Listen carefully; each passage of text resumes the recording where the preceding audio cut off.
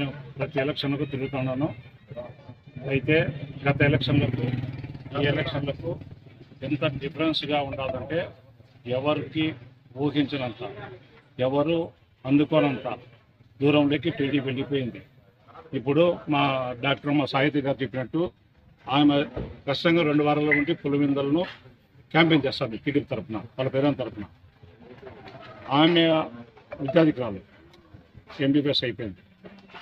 ఇలాంటి వాళ్ళందరికీ ఆమెకు 1 వారం 10 రోజులు తిరిగిన దానికే అంత అవగాహన వచ్చిందంటే ఈ పులివెందుల పట్టణంలో నివసించే యువకులు అంటే 35 ఏళ్ళ లోపు ఉండేవాళ్ళు అందరూ ఆలోచన విధానం అదే విధంగా అయితే జగన్మోహన్ రెడ్డి అనే మనకు వైకాపా పార్టీ తరఫున నిలబడే క్యాండిడేట్ టీడీపీ తరఫున నిలబడి బీటెక్ రవి చేతుల్లో ఘోరంగా ఓడిపోయడానికి పూర్తిగా అవకాశాలు ఉన్నాయి. ఎందుకంటే డెవలప్మెంట్ అనేది చెయ్యని ప్రదేశాలలో డెవలప్ చేసి ఎక్కడైతే కావాలనో అక్కడ డెవలప్ చేయకుండా ఈరోజు కానీ ఆమె ఊహించింది ఏంటంటే ఈ ఎర్రగుడిపల్లెలో ఇప్పటికీ కట్టెల మీద చెట్టలు వేసుకొని నివాసం ఉంటూ వారు వచ్చే వాళ్ళకి ఎంత ఇబ్బంది అవుతుంది ఇంకోటని చెప్పని ఆమె హృదయం కదిలినట్టుంది.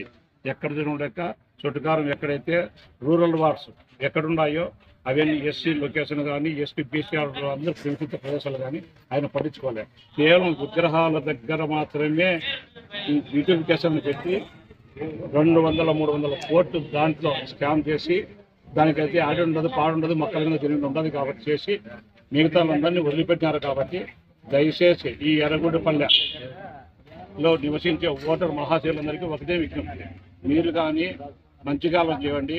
అక్కడ ఉండే అందాన్ని చూసి మీ ఇంటి దగ్గర ఉండే వాతావరణాన్ని చూసుకుంటే నక్కకు నాగలోకానికి అంత తేడా ఉంటుంది. కాబట్టి ప్రతి ఒక్కరూ ఇప్పటికీ మేధావర్గమైంది 60-70 ఏళ్ళు అంటే రాజారెడ్డితో కానీ రాజశేఖర్తో సవాసం చేసిన వాళ్ళు ఎవ్వరూ లేరు.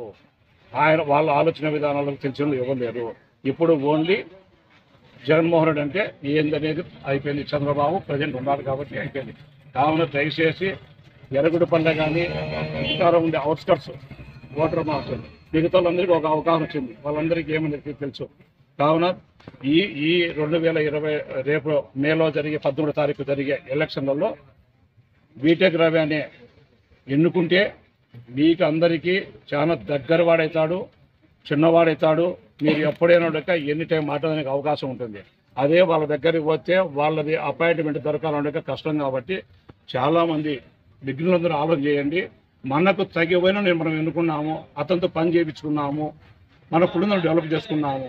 అంటే ఎక్కడ డెవలప్ జరగాలో అక్కడ జరగలేదు. కాబట్టి ఆ డెవలప్ పేదవాళ్ళను దగ్గర డెవలప్ చేస్తే వాళ్ళు సంతోషపడతారు, అది కాలాల పాటు అనుకున్నది అనుకుంటారు. అది కాకుండా ఊరికి మెప్పు కోసం అని చెప్పని బయట వాళ్ళ మెప్పు కోసం అంటే ఎక్కడ వచ్చే వాళ్ళు చూస్తే ఆ పీటీపీ తెచ్చినప్పుడు అమ్మ ఎంత చేసినాడు అనేది అనుకుంది. కాబట్టి ఆడ చేసింది 10%, చేయింది 90% ఉంది. కావున రేపు 13వ తారీఖు జరగబోయే పోలింగ్ రోజు ఖచ్చితంగా అందరూ టీడీపీ అభ్యర్థి అయినటువంటి మారెడ్డి రవీంద్రనాథ్కి ఓట్లు వేస్తారని ఆశిస్తున్నాను.